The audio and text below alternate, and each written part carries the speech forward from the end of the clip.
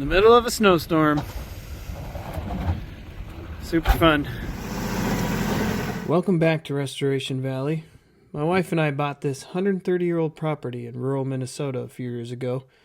On the property is our old farmhouse, a massive barn, and a whole lot more that requires a lot of work.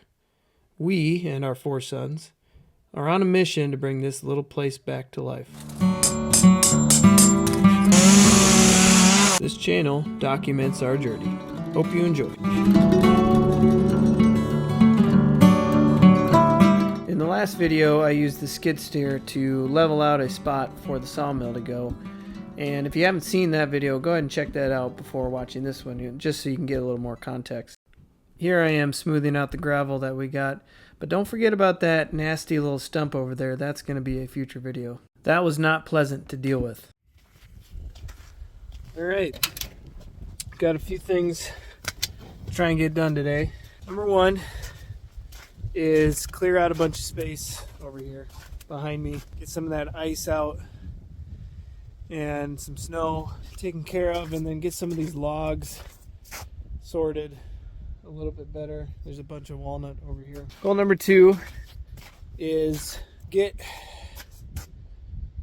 the sawmill off the trailer. Reason for that is because I need the trailer to go get more logs, in particular one ash log. Right here we've got another walnut, another walnut, another walnut, and then ash.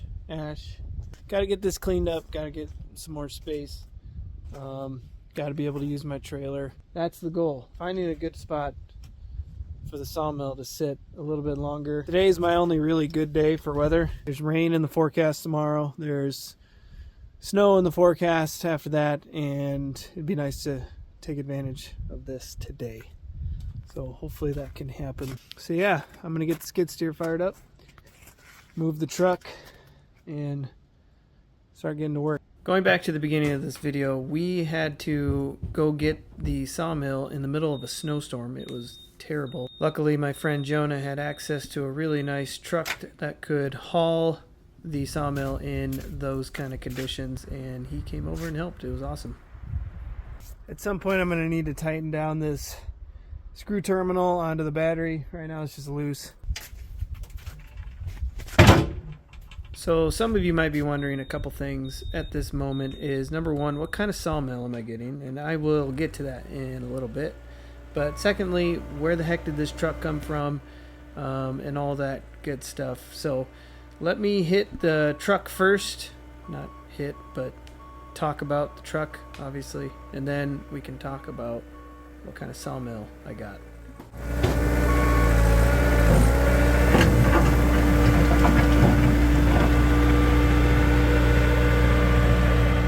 So the red truck right there in the top right corner of the screen is a 1990 Ford F-250, and it has a flatbed on the back, and it's tiltable. It just helps the work being done around here immensely. So this truck came from Iowa. My dad found it, and then we got it fixed up a little bit. Just needed some work. The cylinder that works the tilt bed needed to be upgraded, and it has been, just like the skid steer, an invaluable asset. We've also kind of beefed up the springs in the back, and it can carry quite a bit. Due to the age of the truck, I didn't feel like it was going to be a reliable source of transportation to go get the mill in the middle of a snowstorm, so we opted for Jonah's truck. As you'll see later in the video, the sawmill proved quite tricky to get off of this trailer, and it took a lot of problem solving on my end. As far as the logs go, there is a constant state of trying to get more organized here at the house and on the property, and so eventually I got to find a good way to store logs, or at least temporarily store them until they get milled up. And so that'll hopefully be a future video.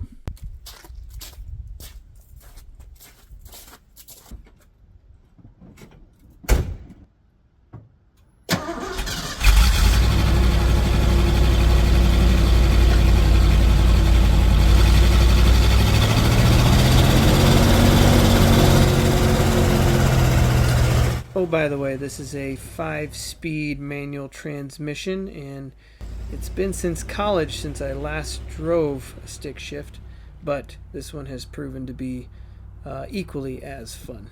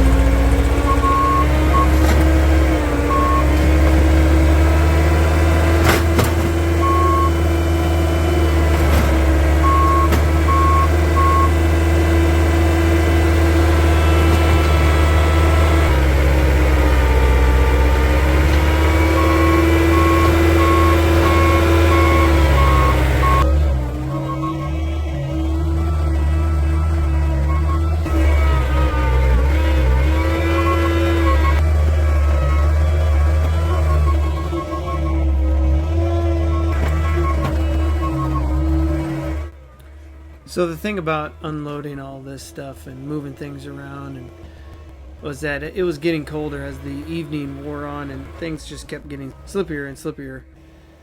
What I'm doing here is just rearranging logs, just trying to get things out of the way, just trying to make room for all of the maneuvering that needs to be done, and trying to figure out as I'm moving these logs, where would be a good place to put the sawmill, where would be a good place to put all these, all of these things, just trying to get a little more organized.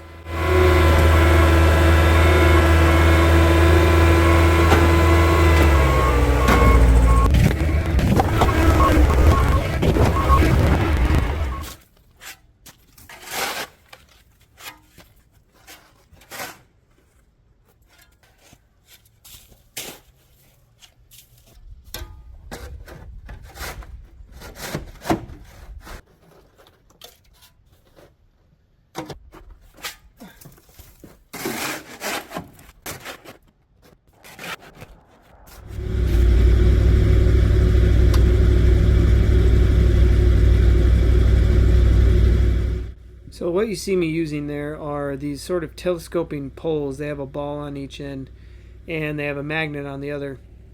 And what you do is you put one end on the trailer and the other end on the back of the truck. And then as you back up, hopefully you can line those up if they are sitting correctly, and you won't have to go back and forth as many times to try and line up your hitch to your trailer. And so that's what I used here. I don't normally have help. Sometimes I'll have one of the boys come and help me, but those were handed to me by my dad. He came up with that, or he probably knew that from his time as a farmer or something. He had them ready for me and gave them to me, and so those have been really kind of nice. So I suggest getting yourself some. So what we're going to do is pull forward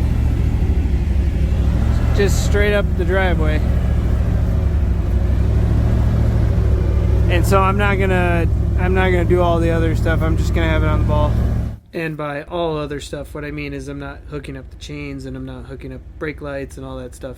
I'm literally just pulling up 30 feet ahead of me, so no need to do all that.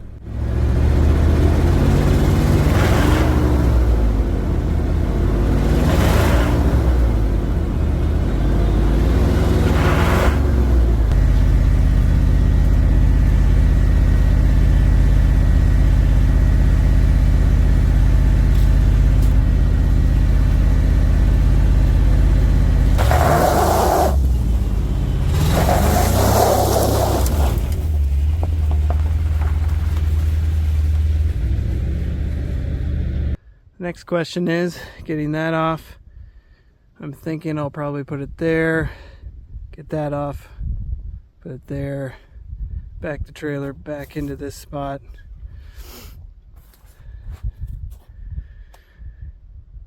Yeah.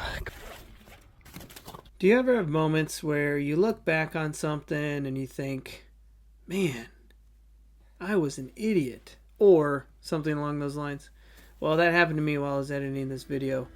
I realized back on that footage where the truck back tires were slipping, I had not put the truck in 4-wheel drive. I still had it in 2-wheel drive, and I just did not think about it. And so I was wondering why I was having such a hard time gripping. I assumed it was just the ice. It was slippery, and we established that in this video, but I think it would have been better if I had it in 4-wheel drive. But oh well, hindsight is 20/20.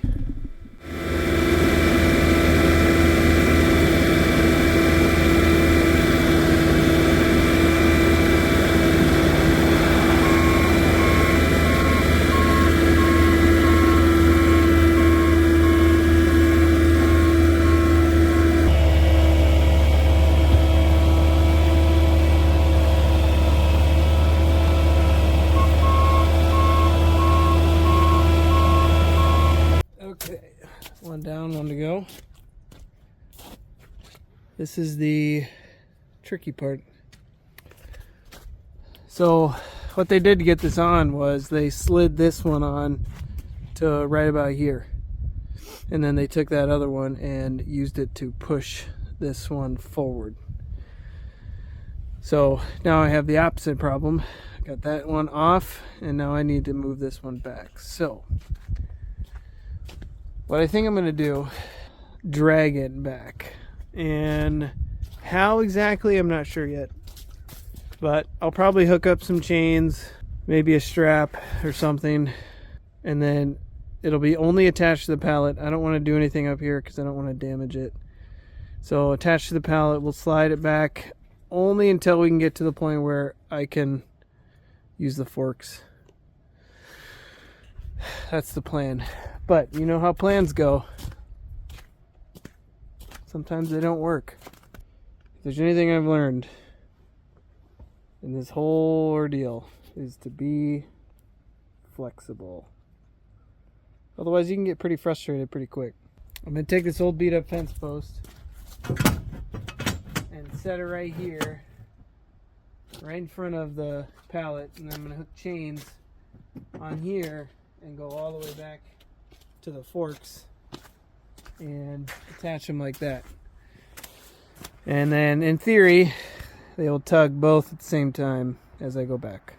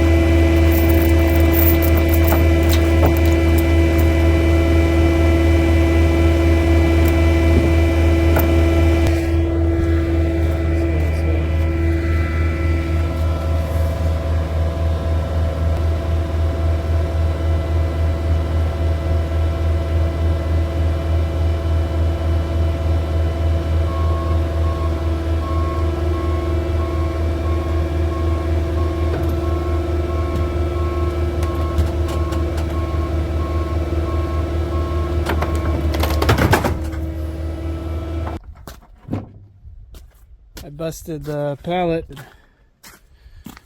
right there. That piece of wood caved in, which I should have known. I should have put something there. I think part of the problem is that it's so icy.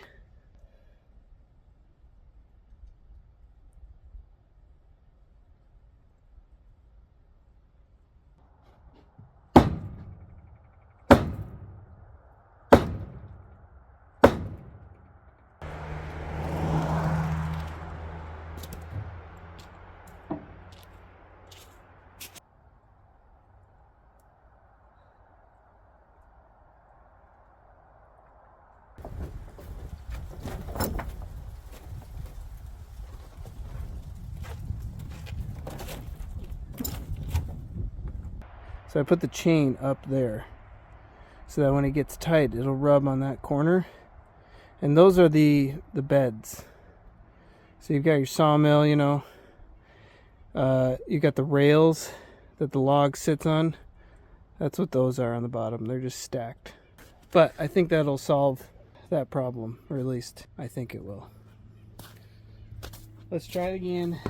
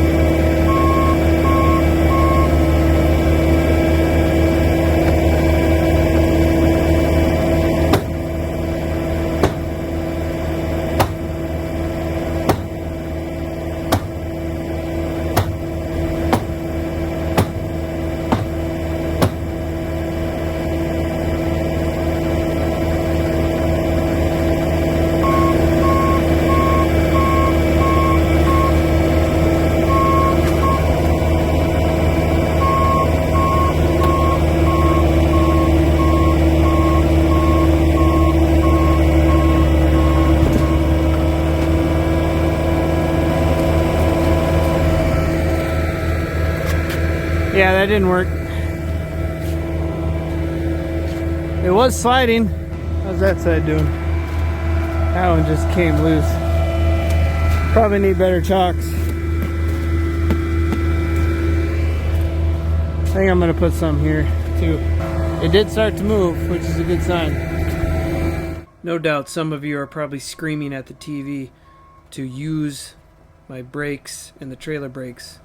I realized this later, and you'll see that coming down the video. So you're not wrong. Part of my issue was that the sun was going down and it was getting colder and I had a time crunch, and so it just kind of made my brain not operate the most effectively.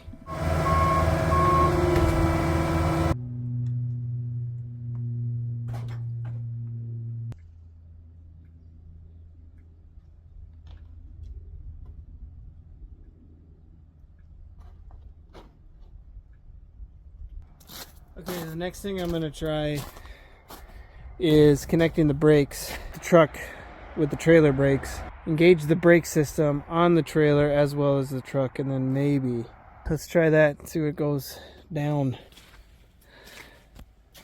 Okay, that's my solution.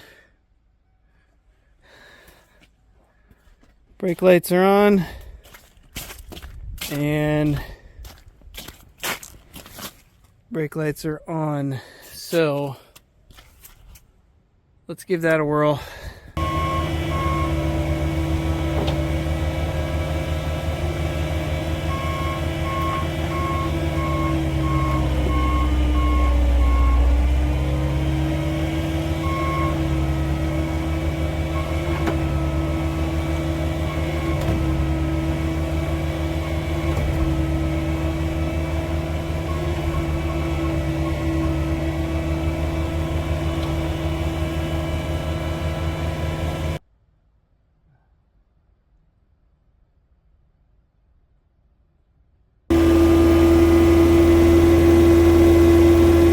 So after all of this, I just end up deciding, how can I use the strongest machine that I have on hand?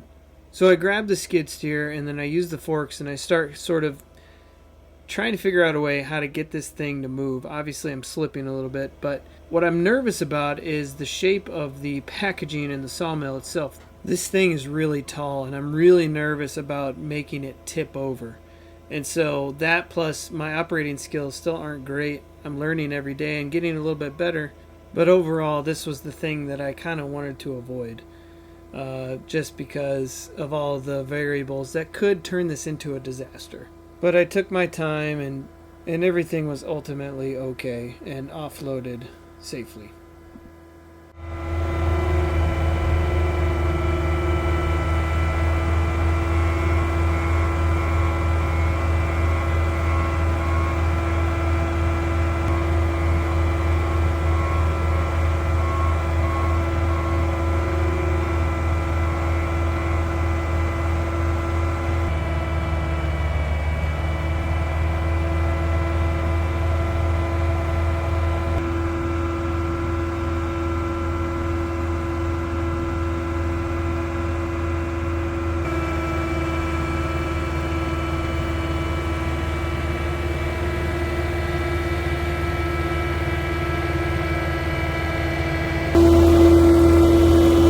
little bit right here. Just gonna tuck it in there.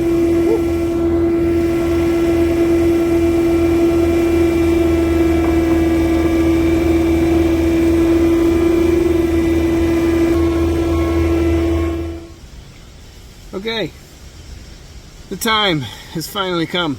I ordered it in November of 2021.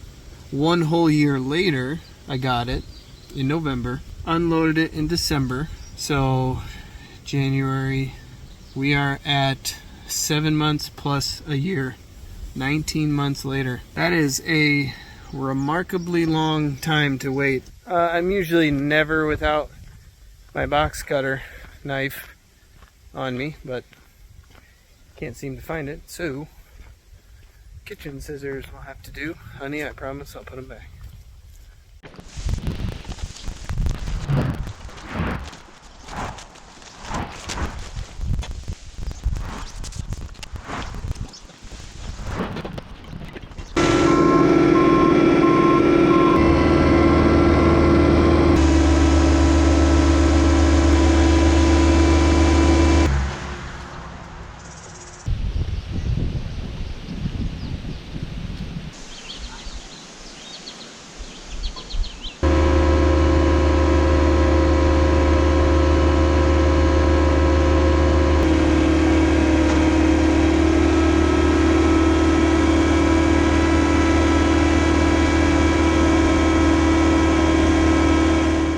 Okay, let's finally get into what kind of sawmill I ordered. This is a Wood-Mizer LT15 wide. The longest log length you can put on this is 17 feet 8 inches, but you can have bed extensions that will basically allow you to cut as long as you want. So the LT15 wide designation refers to the fact that it can cut wider log diameters. The max cut diameter is 36 inches, which is pretty darn wide. It's 3 feet. I think most of Wood-Mizer's saws can cut roughly 24 to 28 inches. So I just liked the idea of having this flexibility and being able to cut some really wide diameter logs. This is a hand crank feed system, so I don't have power feed, but I can add that later if I want to. It is also equipped with a trailer package. I ordered the Go package, the Go trailer for this particular one. The other thing I don't have on this is hydraulics. Hydraulics are certainly a great advantage to have on a sawmill. However, the price point goes way up when you add hydraulics to the equation. But it is pretty amazing to have. So for now, I will be going without it, and good thing I have the skid steer, I have the tractor, so I am able to load and offload logs using the hydraulics of those machines. But if you didn't have that option, having a hydraulics package on your mill is a great thing to have. So one question people might have is, why did you buy new? Why didn't you buy old?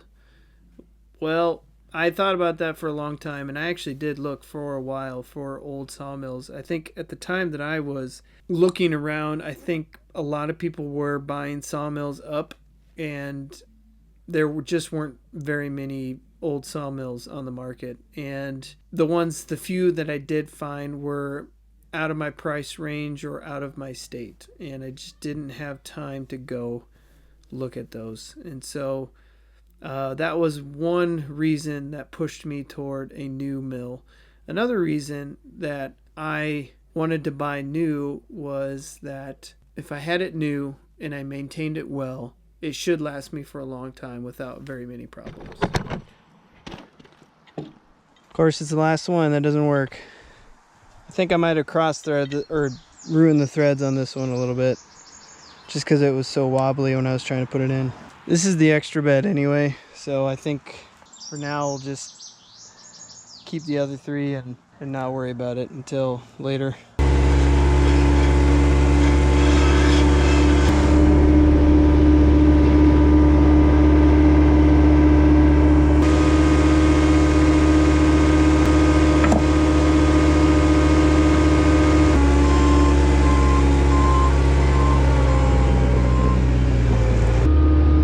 lot easier to move around now. So now I got space underneath to put the forks under. So I'm gonna put them all back there and then be done for the day. So I got the boys involved with helping me assemble the beds here. And this has a trailer package with it, and I did put that on. The reason I put the leveling legs on there is because I want to be able to get the skid steer forks underneath, and then it gave me a chance to sort of level everything out before I started to put on the wheels and the hitch and all that other stuff.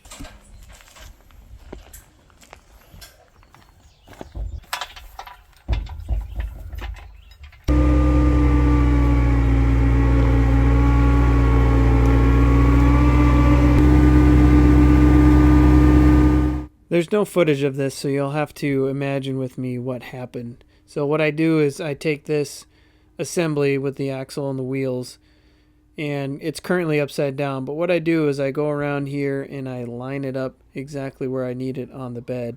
And then from there, I actually go back around, I lift up the entire bed, and then what I do is position the wheels and the axle right side up underneath, and then get it in position and then bolt it together.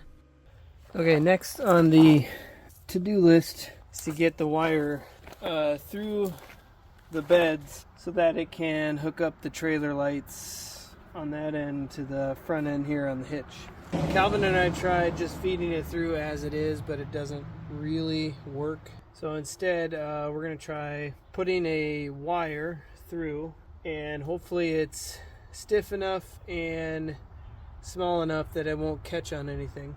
And then on that end, we'll attach the wire to the wiring and then pull it back through. I didn't go out and buy a wire, I just found some. And I also don't have duct tape or electrical tape, so I'm just going to use masking tape, which also could be a bad move. Looking at this now, I'm laughing at myself and shaking my head in disappointment at the same time. No, in no way was this going to work to begin with, and I find out real fast just how it doesn't work, and it's just a dumb attempt, but you know, I did it anyway, and so here you go, YouTube, feast on that. So you can tell that the wire is just way too thin. It's already getting caught. I actually am surprised at how far it did go in before it got caught, but this clearly doesn't work. I don't think it's working. My next thought is copper wire, like just, you know, household wiring that you can find. I think if we get that, I don't know, I think it's 14-2 wiring. If I can find some of that, I think that'll work. The gauge of that wire is a lot thicker than this, which I think will help. Okay, round two. This is Romex. Tie it to it and then you'll go back. Yeah.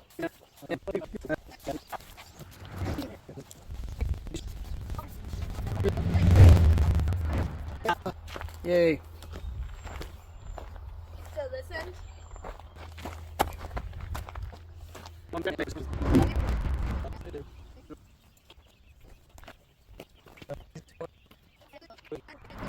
Ready?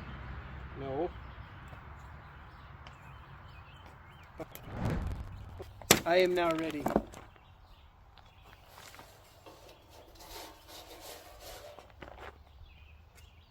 Pull.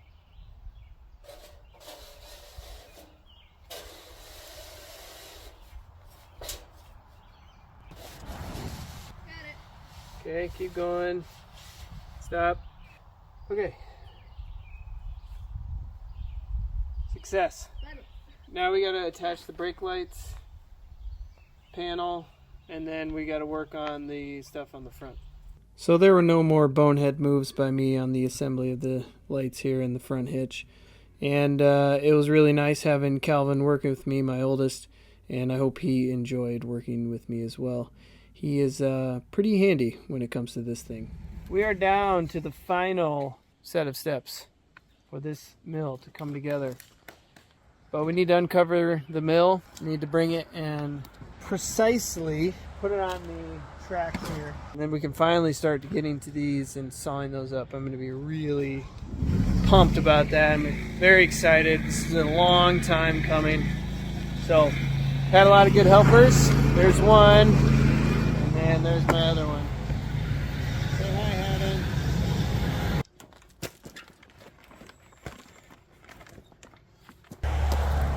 What do you think? You ready for the uncovering? Hold on.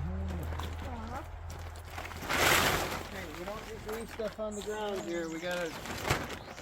It's just like picking up your room. Wait. What it looks like. Wow, this is weird. No. I have. Here's my other moving buckets. It's probably easier just to put them in the pool. Okay. I'll have to raise that up. Okay. Look at Wood Miser taking care of their customers. 2 Wood Miser hats. And I get one because I've been working with them. There's only 2. There's only 2, buddy. Okay, now to the final question that I think some people have on their mind is why Wood Miser? And well, I did a lot of research before purchasing a mill. Number one, I knew I wanted a band sawmill. There are plenty of other brands out there. Lucas Mill is a good one. Timber King is another one I've seen. And many, many more. You know, why not just do chainsaw milling? There's all sorts of things. And ultimately, I settled on Wood Miser. And there were mainly 2 reasons. Number one is their reputation. They have a great reputation in portable sawmilling industry. It seems like their mills last a really long time if you take good care of them. It seems like they have great customer service.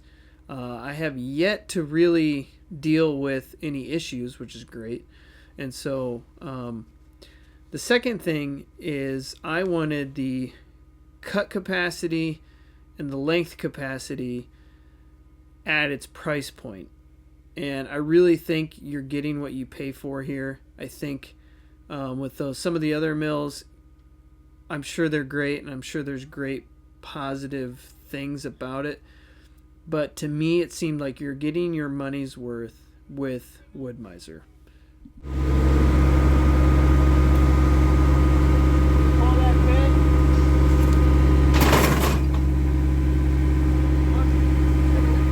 Did your stomach drop a little bit just then? Yeah, mine did too. When we were unloading this thing, it was very nerve-wracking.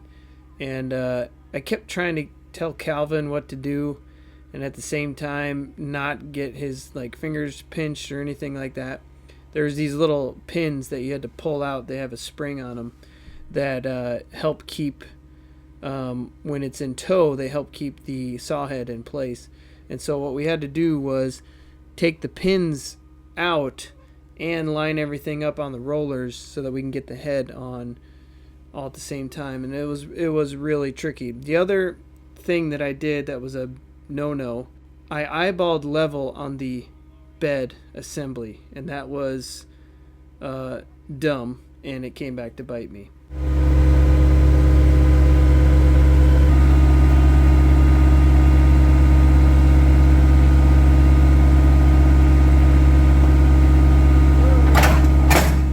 Gosh, even now watching it hurts me.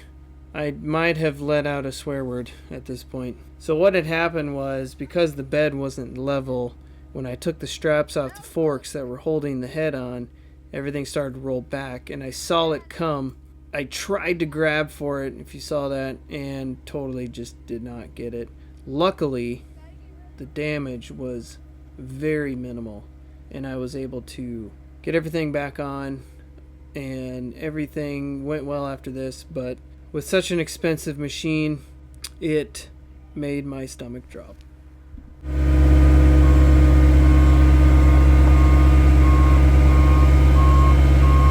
that sucks. But we got it on. Let's just be thankful it didn't just roll off. I know. As it rolled off, that little piece of the housing there got bent. And considering all of the possibilities that could have gone wrong, I suppose that's probably pretty good. It'd be better not to have that, but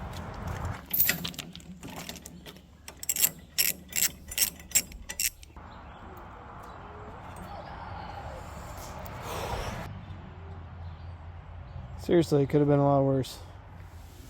Gonna test out the sawmill.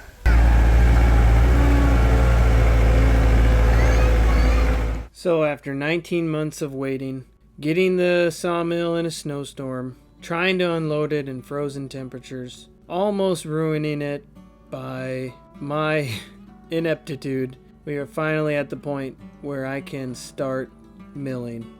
And it's a long time coming, and there was a lot of stress, but it was so much fun to actually start milling and actually doing something that I had been envisioning for a very, very long time. And I see this mill as a huge asset to our ambitions for this place, for restoring, and all of the things that this channel is all about.